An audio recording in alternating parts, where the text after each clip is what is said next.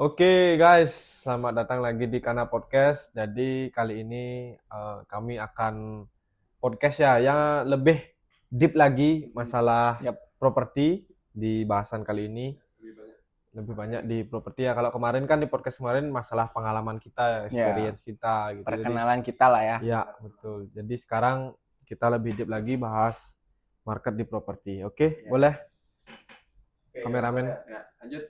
Oke, untuk pertama lu sebagai pembuka nih, apakah personal branding di media sosial sekarang lebih penting daripada kantor sih menurut kalian? Mulai dari Kak Riana dulu. Oke, Kalian. kalau menurutku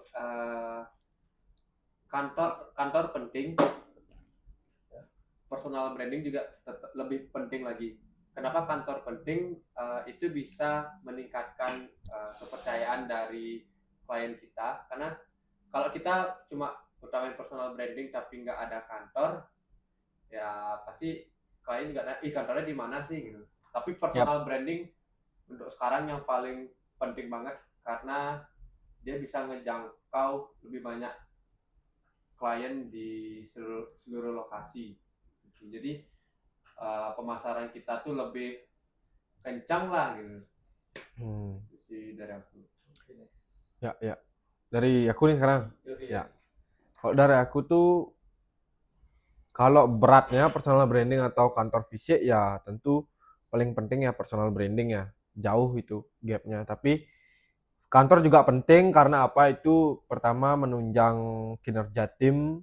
Kalau kita punya kantor pasti tim kerjanya pasti lebih kenceng lah ibaratnya kita juga bisa bagus komunikasinya gitu loh. Jadi terpenting tapi personal branding di sini menurut aku pribadi jauh lebih penting karena apa? Personal branding itu menunjukkan nilai kita lah ibaratnya karena kan personal ya. Beda branding company juga beda gitu. Jadi kalau personal itu menunjukkan nilai kita apakah kita bisa dipercaya atau enggak oleh klien terutama kalau kita berbisnis ya tentunya jauh lebih penting itu. Masalah kepercayaan sih dan nilai apa yang bisa kita tanamkan di dalam diri kita gitu sih menurutku. Oke, last Kak D. Oke, kalau menurutku ya personal branding sama kantor sebenarnya itu sama-sama penting. Tapi yang lebih penting itu personal branding tentunya. Karena kalau misalkan di kantor tapi nggak ada personal brandingnya, jadi sama kantor kalau misalkan nggak punya personal branding juga sebagai kantor apa dan sebagainya nggak terkenal, ya sama aja rugi. Dan kalau personal branding ya juga sama aja. Kalau misalkan personal branding eh, nggak difokusin ya sama aja, jadi sebenarnya sama aja sih kalau menurutku, tapi lebih condong ke personal branding di zaman sekarang ini gitu, karena kan lebih ke individu, lebih emosional gitu jadinya daripada kantor itu lebih luas lah gitu sih. Oke, jadi disimpulin buat intensitasnya di zaman ini tuh lebih penting personal branding daripada kantor fisik ya. Ya, betul Ya. untuk sekarang. Next. Pasti bedanya dibantu agensi profesional seperti kalian dibanding cari sendiri di marketplace atau lewat spanduk jalan mungkin mulai dari Desi Terang. Kak D. Oke, bedanya dibantu agensi profesional ya. Kayak kita berarti kan yang profesional, bandingkan marketplace atau spanduk jalan. Jadi jawabannya jujur di luar membela siapapun. Jadi agensi profesional yang memang dedikasi untuk buka agensi, lalu memang dedikasi untuk sebagai real estate agent itu lebih mendingan. Karena apa? Karena mereka lah akan membantu kalian cariin solusi, dan pasti dari segi legal dan dari segi propertinya itu udah dijaminin aman. Tapi kalau misalkan yang kayak di marketplace spanduk di jalan, kita masaringnya juga seperti itu, tapi harus dicek juga di individunya atau di agensinya apakah itu agensinya bisa di trust atau enggak. Jadi lebih bedanya sih kerasa ya kalau misalkan yang sekedar itu pasti kayak ini rumah ayo beli ini, tapi kalau kita yang memang profesional kita memang memberikan solusi kalaupun rumahnya ini tidak cocok, jadi kita lebih mengenal kriterianya klien untuk bisa kita cariin unit yang lebih sesuai dengan kriterianya gitu sih. Okay, next kali. Kalau aku bedanya sih kerasa banget ya. Kalau dari agent profesional sama yang di marketplace atau spanduk gitu. Jadi kalau di yang sering saya lihat itu ada beberapa kan karena di Bali ini luas ya, siapapun bisa di agent ibaratnya. Jadi yang udah agent terdidik itu berbeda, biasanya dia itu tipenya konsultan. Jadi klien itu bukan di-push untuk membeli gitu, tapi kita kasih solusi permasalahannya apa, itu kita bisa pecahkan. Misalkan dari banyak nih, dari pengalaman saya nih kemarin-kemarin setelah kita viewing sama klien, dia bilang perlu rumahnya misalkan ukuran luas tanahnya 60 itu kan kecil ya, jadi kamarnya itu misalkan terlalu kecil gitu. Jadi kita bisa kasihkan solusi, misalkan perlebar bangunannya berapa senti supaya lebih luas lah gitu, atau enggak dirombak lagi layoutnya, kita bantu jembatanin dengan developernya gitu. Jadi kita seperti konsultan lah buat kalian. Jadi kita nggak nge-push kalian untuk membeli, tapi kita lebih menemani kalian curhat lah gitu. Yap, Itu sih. setuju. Oke, next. Iya. Oke, tadi kan kalau dari dia itu dia lebih kerasa, kalau Adi lebih ke konsultan lah ibaratkannya. Kalau dari aku bedanya itu lebih ke rasa keamanan sih. Karena dengan kalian pakai agent properti yang profesional, anggapannya seperti kita, ya kalau amit-amit ada kejadian terburuk, itu kan pasti kita bakal terus bantu kalian dan nemenin kalian di masa-masa kayak gitu. Dan sebelum itu terjadi, dan kami pastikan kalau hal tersebut kayak legalitas dan lain-lain itu sudah kami pastikan aman. Ya, sama tambahan ya, kalau misalkan bedanya itu yang agent profesional, mungkin agent yang berdedikasi ya gitu. Jadi kita memang memastikan transaksinya itu juga di jangka panjang itu safe. Kita make it safe gitu, karena kalau memang transaksinya tidak aman, contohnya masih ada sengketa atau ada apa gitu, kita juga nanti yang terlibat. Jadi karena kita nggak mau ibaratnya menjurumuskan klien kita ke suatu masalah dengan menjualkan properti yang bermasalah gitu, ujung-ujungnya kita juga kena. Nah, karena kita nggak mau seperti itu, kitalah yang ngejaga supaya kalian para klien ini tidak terjerumus dengan properti yang ibaratnya ada sengketanya, ada apanya. Karena kita ngelisting memang kita kurasi juga dari legalitasnya. Meskipun kita banyak bekerja sama developernya, kita juga melihat track record dari developernya, apakah memang ada project sebelumnya, kita lihat feedback dari customer di project sebelumnya, apakah itu bagus. Memang kalau misalkan bagus, ya pasti akan kerjasama sama kita untuk kita listingkan. Karena kita ibaratnya kita juga menjaga agensi kita supaya tetap aman lah di masa depan.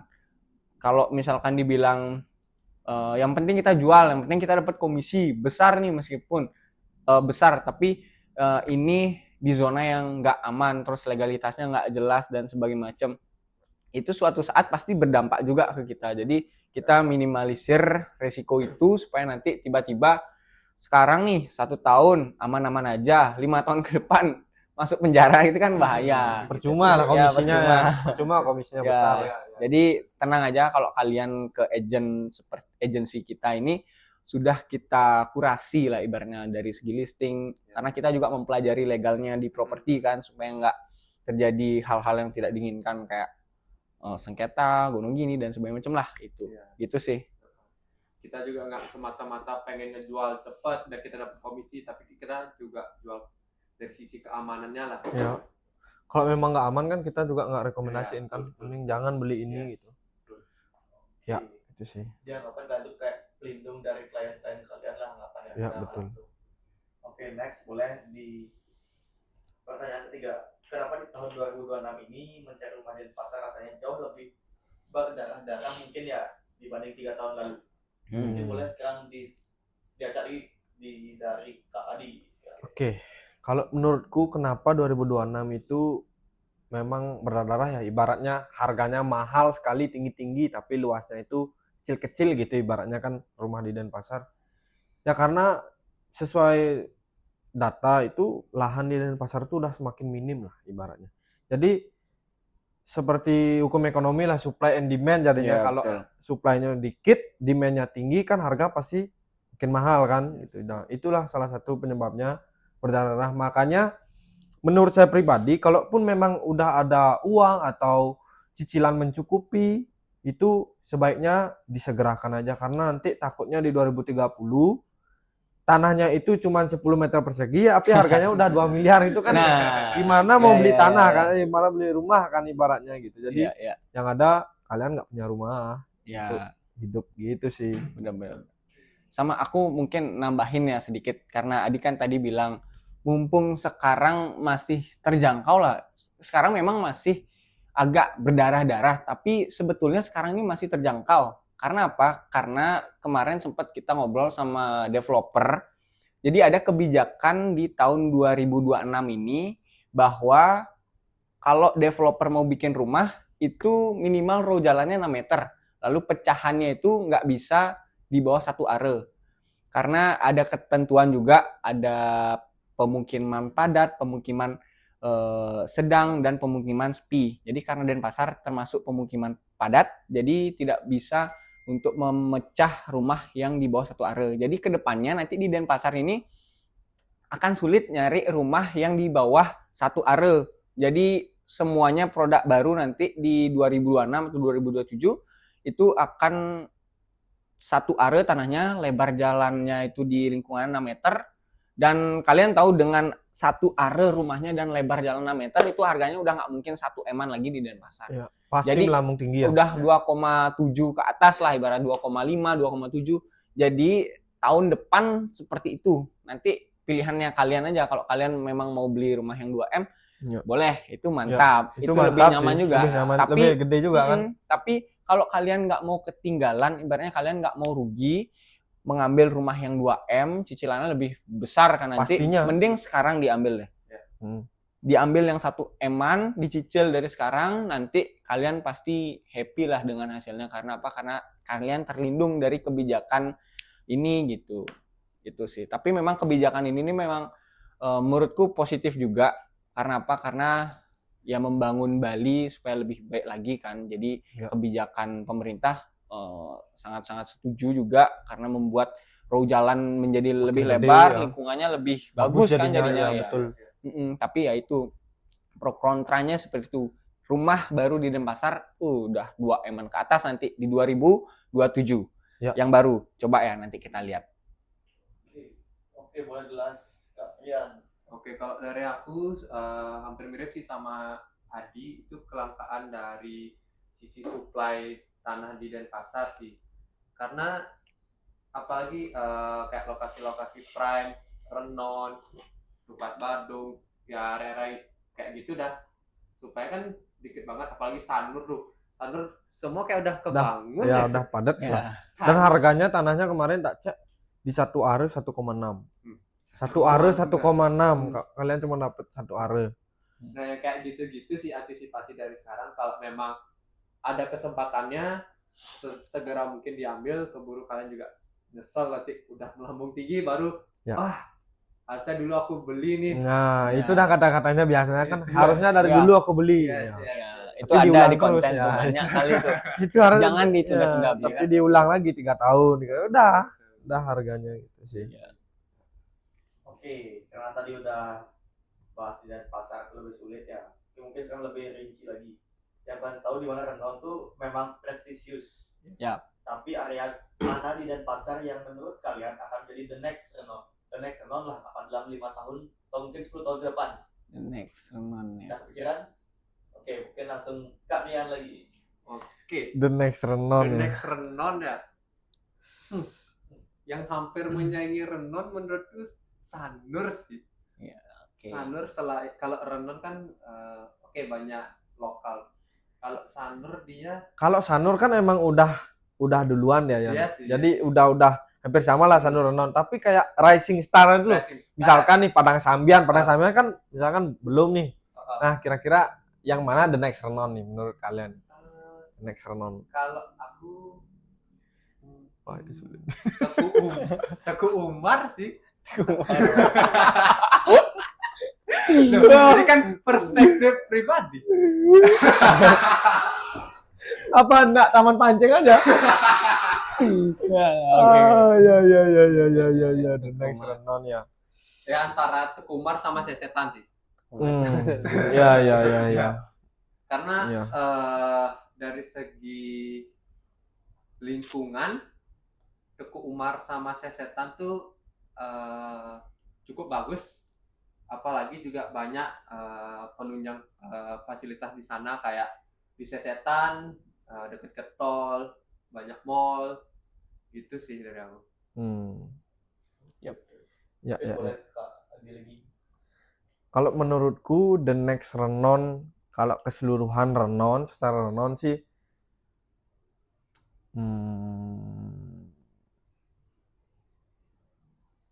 belum Apa, ada ya, Oh, menurutku belum. belum ada yang bisa menyaingi ya kalau dalam keseluruhan dalam Renon. Tapi kan dalam tadi tetap lingkungan, jawab nih. ya, ya tetap dijawab.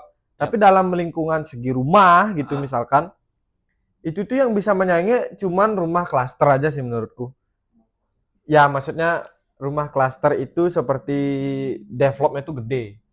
Jadi dia itu developnya nggak 2, 3 gitu nggak. Jadi kayak developnya big ya gitu ya. 30 gitu. Nah, itu tuh klasternya tuh bisa menyaingi Renon. Karena kalau dalam segi lingkungan belum ada yang bisa menyaingi Renon menurutku. Ya, dalam ya, segi kalau lingkungan, ya dalam segi jalan, lingkungan. Karena kan kita tahu di Bali itu jalannya lumayan sempit kan, ya nggak seperti Jakarta, Surabaya dan lain-lain lah.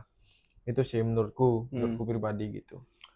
Oke, kalau menurutku kenapa Renon bisa lingkungannya yang faktor pendukung menjadi prestisius itu karena memang pusat pemerintahan itu kan ada di Renon. Jadi memang para pejabat itu nggak mungkin lah cari rumah jauh-jauh dari kantornya mereka karena mereka pejabat kan banyak uangnya lah ibaratnya. Jadi mereka sendiri yang membangun lingkungan di sana menjadi prestis seperti itu. Jadi Renon, jadi lingkungan yang prestis itu biasanya kebangun karena ada pusat pemerintahan sama kayak di Jakarta Pusat, di Menteng, kurang lebih kan seperti itu rumah-rumah pejabat di sana yang menempati sehingga sekelilingnya itu menjadi mahal lah kayak itu. Jadi kalau yang tadi Adi bilang untuk klaster sih sebenarnya setuju ya.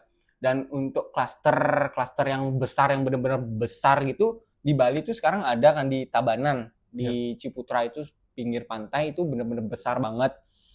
Itu kalau dibilang prestis ya prestis ya itu ya karena itu yang benar-benar Bali di sana. Karena apa? Karena lingkungannya masih asri banget. Jadi tergantung nih kalau kalian menilai prestis itu sebagai kemewahan, kenyamanan dan segala macam, beda-beda perspektifnya sih. Kalau aku kenyamanan itu kayak lingkungannya oke, crowd jalannya itu nggak macet-macet sama sekali, terus kayak tidak kumuh, lingkungan baru, itu kalau menurutku prestis. Jadi kalau aku bisa katakan prestis itu mungkin di Kedungu dan sebagainya macam untuk perumahan, tapi masih rancu juga. Tapi kalau dibilang the next Renon in the 5 years next berarti di Pesanggaran sih kalau menurutku, di Pesanggaran atau di daerah Nusa Dua. Kenapa? Lingkungannya ya tadi balik lagi kalau misalkan dibilang prestis karena pejabat-pejabat itu bisa ditunjang juga dengan proyek-proyek pemerintah yang besar seperti mall, terus lingkungan-lingkungan yang elit gitu, kayaknya di Pesanggaran. Karena apa? Bukan Pesanggaran, itu apa ya? Sampingnya TPA itu? Serangan. Oh, Serangan, sorry.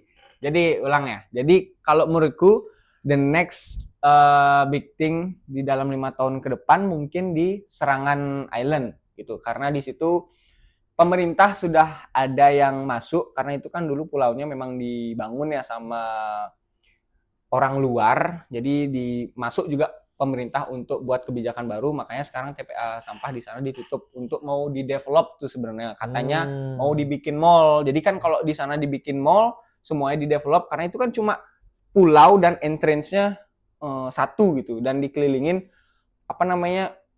laut gitu. Jadi itu menurutku bisa jadi lingkungan yang prestis yang kayak peak gitu, bisa-bisa. Karena dekat juga ke tol, ke hotel-hotel mewah tuh dekat juga.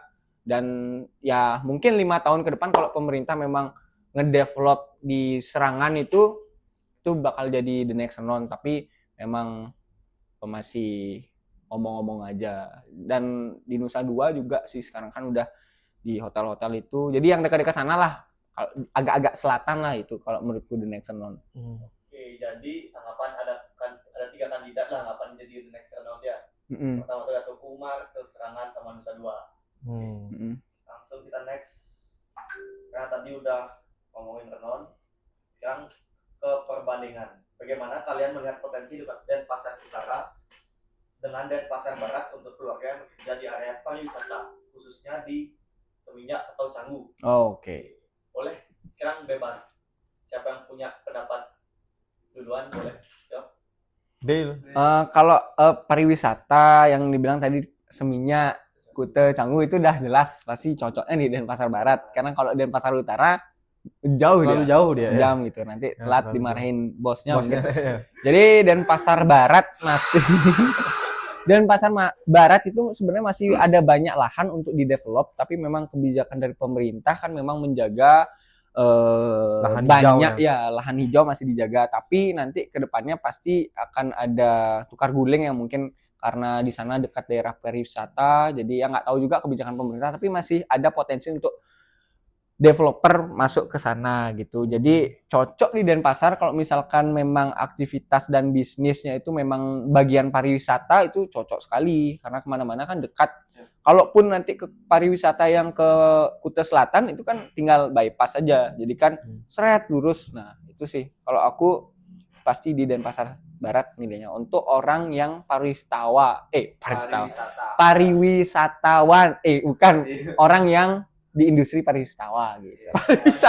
Pariwisata. Ya. Oke. Ya. Rian. Oke, ya. Dari aku sama kayak Dave. Kenapa Denpasar Barat ya pasti karena dekat ke area pariwisata kayak Canggu, terus dan lain-lain itu karena kan ya itu yang permasalahan pertama mereka kalau punya kerjaan di sana gitu loh. Pasti mau yang dekat-dekat lah dari kerjaannya mereka. Terus juga jadinya mereka bisa lebih menyesuaikan lah sama lingkungan di sekitarnya gitu. Iya. Ya. Oke, next last ke Adi. Kalau menurutku kalau sama nih nggak seru ya. Kalau sama. Kalau menurutku tuh di Denpasar Utara juga oke. Ini kalau dari masalahnya itu dari mungkin kemacetan ya yang aku lihat ya.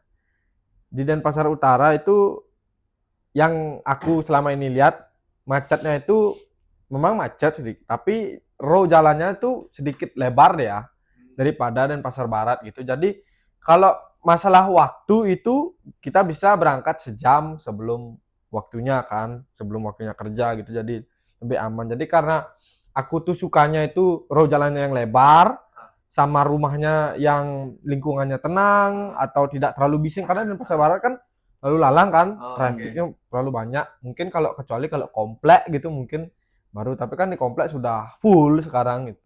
Nah sekarang di Denpasar Utara itu lagi develop banyak, itu kita bisa pilih-pilih sih gitu. Jadi Itu sih. nanti podcastnya tayang nih, yang punya rumah Denpasar Barat marah nih sama Adi. Nggak apa, santai aja lah ya. Kan beda-beda soalnya persepsi Pendapat, orang ya, itu beda-beda. aspek. Aku nyamannya di Denpasar Selatan, tapi mungkin Adi nyamannya di Denpasar Utara, dan itu it's okay lah Ya. ibaratnya. Ini kan yang selama kita lihat kan, Ya. yang itu sih. Jadi ya ini perspektif. Jadi menurut kalian gimana, itu kalian bisalah tulis, kita diskusi gitu. Yep. Oke. Lalu selanjutnya nih, kan pernah nggak sih dengar kalau orang-orang beli rumah di Denpasar itu buat investasi? Pernah pastinya. Oke. Ya. Terus pertanyaannya, jadi banyak orang tinggal beli rumah di Denpasar buat investasi, tapi tinggalnya di Bandung. Benar nggak sih sentimen kan gitu? Adi. Menurutku kebalik ya statementnya. Ya. Kebalik ya statementnya. Justru tinggalnya di Denpasar, investment propertinya itu di Bandung gitu. Canggu. Gitu ya. Kuta Selatan gitu kan, turis-turis masih di sana gitu. Jadi kayak di mana turisnya itu rame, di sanalah tempat investasi, karena kan investasi itu digunakan untuk ibaratnya mesin uang lah Ya, gitu. ya. Jadi bukan untuk tinggal gitu loh. Kalau untuk tinggal lah di Denpasar. Kalau di Badung untuk tinggal kita berisik ya. Maksudnya kayak turis banyak, turis Udah banyak, stres banyak sama udah macet stres itu. lama-lama macet. Jadi menurutku tuh kebalik statementnya. Denpasar lah untuk tinggal, Badung untuk investasi gitu. Kalau punya uangnya ya. Dari aku sama sih kayak Adit. Jadi Kalau kita luruskan perspektif kita dulu ya. Kalau investasi di Denpasar mungkin di Sanur atau Renon. Kalau misalkan di Badung itu mungkin di Canggu, Prerenan, dan Kuta Utara lah ibaratnya. Jadi kalau untuk investasi sebenarnya bisa di dua-duanya, tapi investasi yang di Bali itu lebih terkenal di bagian villa, Villa, karena kan sekarang marak sekali Airbnb, manajemen dan sebagainya itu returnnya udah the best lah, karena kalian leasehold tanah di Canggu yang itu jauh di bawah harga kalian beli tanah, lalu kalian membangun selama 30 tahun itu, ibaratnya bangunnya 1,5 tahun, itu udah lama sih juga, dengan selisih beli tanah itu dipakai bangun villa gitu loh. Jadi dengan bangun villa itu misalkan harganya di bawah masih atau setara dengan beli tanah, dari situlah kalian bisa manage daily rental kayak ke manajemen dan sebagainya macam, itu jauh lebih kencang ROI-nya dibandingkan kalian beli tanah dulu habis itu bangun lah ibaratnya. Nah, itu investasi tipikal orang mau investasi di Bali ibaratnya kayak gitu. Tapi ada juga yang investasi di Bali kayak di Denpasar tuh mungkin bangun kompleks ruko kayak gitu, terus bangun commercial space, itu bisa juga Cari sih. sewanya deh ya, uang sewanya ya. Ya, tapi kalau menurutku pribadi lebih gacor sih di Badung ya, di Kuta Utara itu, karena memang villa itu nggak ada matinya lah ibaratnya. Iya. Dan kalau memang untuk tempat tinggal, kalau aku sih di Denpasar, karena mobilitas lah. Kita kan sebagai orang lokal mencari mobilitas yang tertinggi itu di daerah mana. Kita punya pekerjaan di Denpasar, terus kita kemana-mana itu deket lah. Jadi nanti kalau dari Badung mau ke Jimbaran, maksudnya dari Badung itu Kota Utara ya, ke Jimbaran itu kan jauh banget lah sebenarnya kalau ada job. Itu sih kalau aku invest di Badung, Kota Utara, kalau tinggal di Denpasar. Ya, ini tergantung juga sih Ya tergantung perspektifnya, karena kalau investasi ada dua dia tipikalnya, ada yang nyari capital gain sama untuk yang sewa-sewa untuk cash flow tahunan gitu misalkan. Kan ada yang untuk return ROI-nya itu tahunan gitu, ada yang cari, dan juga manfaatin capital gain itu ada juga. Tapi kalau ada orang nyari yang capital gain-nya aja, itu bisa di Denpasar gitu. Tapi kan tergantung tempat-tempatnya tertentu aja. Karena nggak semua tanahnya bakal naik lagi kan. Betul. Maksudnya naik laginya naik drastis lah gitu. Nggak seperti yang di awal lah. Itu sih. Oke, berarti sepenuhnya tuh sentimennya tuh nggak salah-salah banget, tapi balik lagi ke orangnya. Oke, next nih mungkin bakal jadi last question nih ya. Ini bakal balik ke pendapat pribadi masing-masing. Yang mana semisal kalian punya uang 2 sampai 3 miliar nih. Oke. Terus di daerah mana sih kalian pengen beli aset atau properti rumah ataupun villa mungkin ya? Dan sertain dong alasannya. Oke, dapat. Oke, mungkin dari Kak Delu. Oke, yang dulu ya. 3M itu untuk investasi atau untuk beli rumah?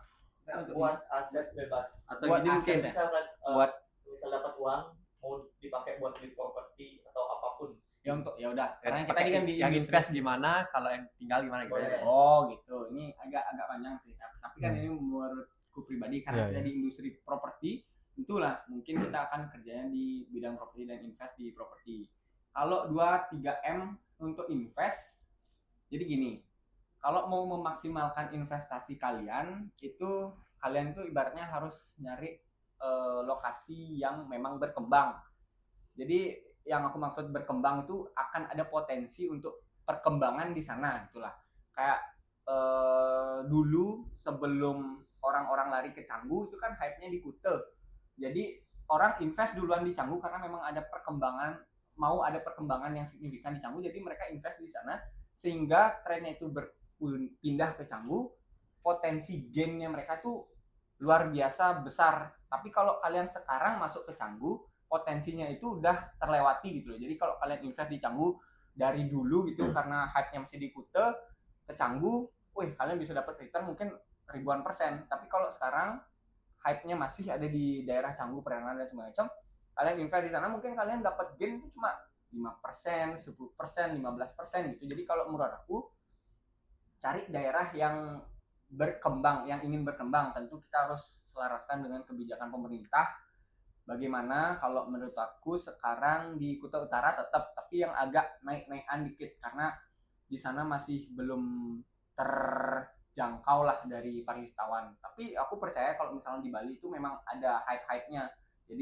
Jadi dulu itu dari tahun 90-an kan hype-nya di Kuta 2000-an di Kuta, terus pindah naik dikit ke Seminyak, terus ke Canggu, nah sekarang ke Prerenan, terus nanti naik-naik tuh terus ke atas. Jadi karena yang paling atas ya ibaratnya kayak di Kedungu, Seseh seperti itu masih belum ke sana, tapi aku percaya hype-nya itu bakalan naik ke atas atau bahkan pindah ke Sanur. Nah gitulah. Kalau aku sih investnya di Kedungu atau Seseh gitu sih. Jadi bisa memaksimalkan gain karena di sana belum termaksimalkan lah gainnya. Itu untuk investasi. Mungkin aku bisa leasehold tanah, mungkin kalau 2-3 M ya, mungkin leasehold Lumayan. 5 are gitu mungkin. Terus nanti aku bangun kayak villa Airbnb itu cuma 1 atau 2 bedroom, jadi bangun kawasannya, terus ya aku tinggal terima profit lah ibaratnya kayak gitu. Itu jadi lebih maksimal kan returnnya begitu. Nanti udah hype-nya pindah ke atas dikit tuh, itu nanti kan harganya bakal naik.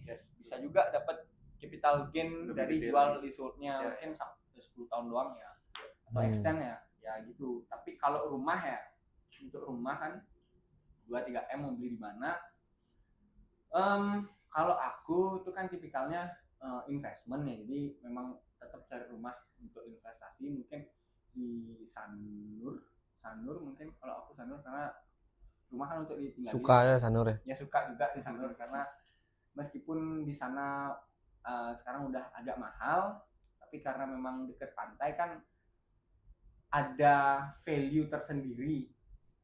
Jadi itu bakal tetap naik karena yang dibilang awal-awal sama jadi supply dan demand.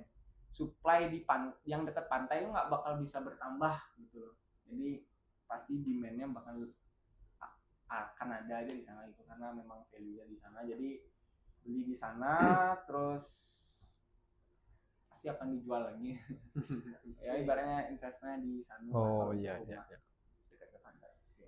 Oke. Terus next buat Kak Adi. Kalau aku 2-3 ya mungkin aku nggak, kalau disuruh beli rumah aku mungkin nggak beli rumah dulu ya.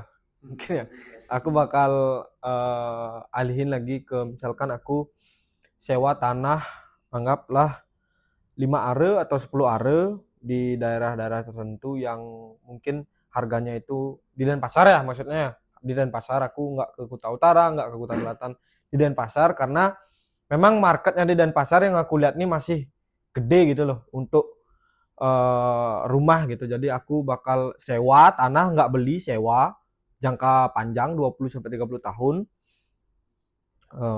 di kisaran 4 jutaan itu masih ada, 4 juta sampai 6 jutaan itu masih ada di daerah tertentu. Itu aku bakal bangun beberapa unit, misal 1 are aku sewanya 5 are, jadi aku bangun 5 unit, 1 are gitu.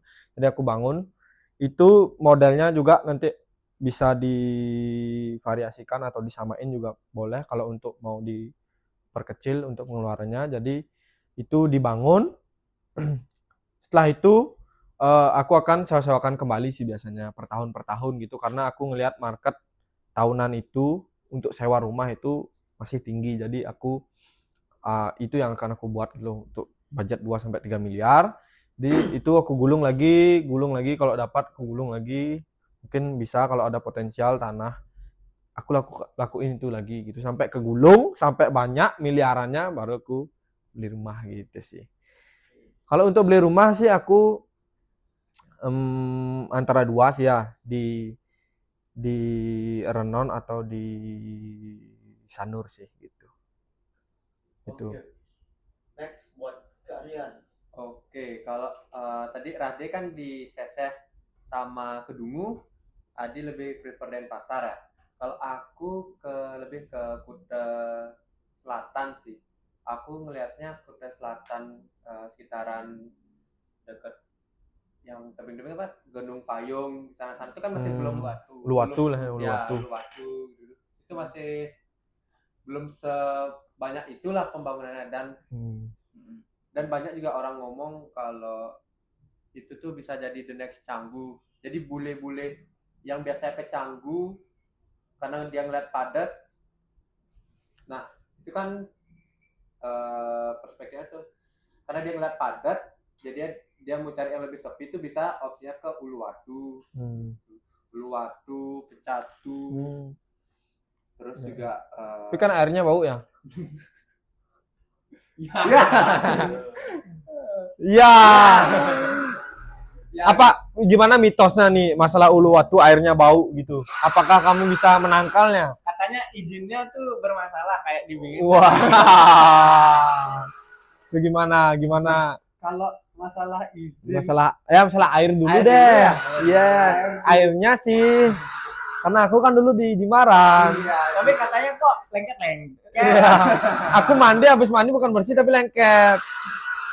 jadi apa nih di podcast bisa diintimidasi sama orang-orang luar gitu ya. Tapi setuju sih kalau aku ya, memang ada kelemahan dan kelebihannya, tapi Yes, kalau untuk potensial tuh sama yang kayak aku bilang tuh, kalau memang ada narasi di daerah sana tuh memang akan berkembang, dan aku setuju di Pecatu, di Uluwatu Dibingin. karena udah ada developer besar juga melirik ke sana. Jadi kalau kita ikutin aja lah Ya. alur big money-nya kemana kan. Pecatu, Uluwatu, Ulu Hati. Wah.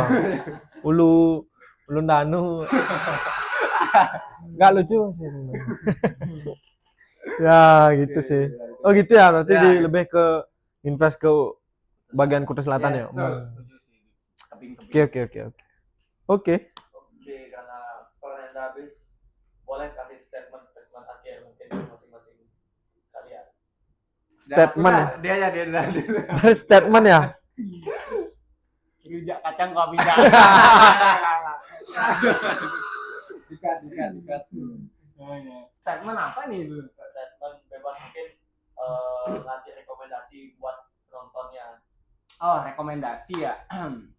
Karena kan sejauh ini klien kita itu mayoritas 80% itu orang yang newlyweds ya, baru nikah.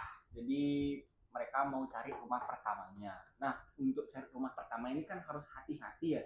Kalian nggak boleh cari rumah, oh ini murah, ini harganya memang murah, tapi kalian nggak lihat by data memang harganya segitu gitu loh. Maksudnya memang daerahnya itu harganya segitu, jadi kalian compare dengan di Denpasar. Jadi tidak apple to apple lah. Jadi untuk data dan sebagainya macam kalian harus tahu. Nah, kalau kalian mau tahu itu kemana ya ke kita, karena kita memang menganalisis market sesuai data. Kita tahu bahwa di daerah ini murah atau memang benar-benar murah.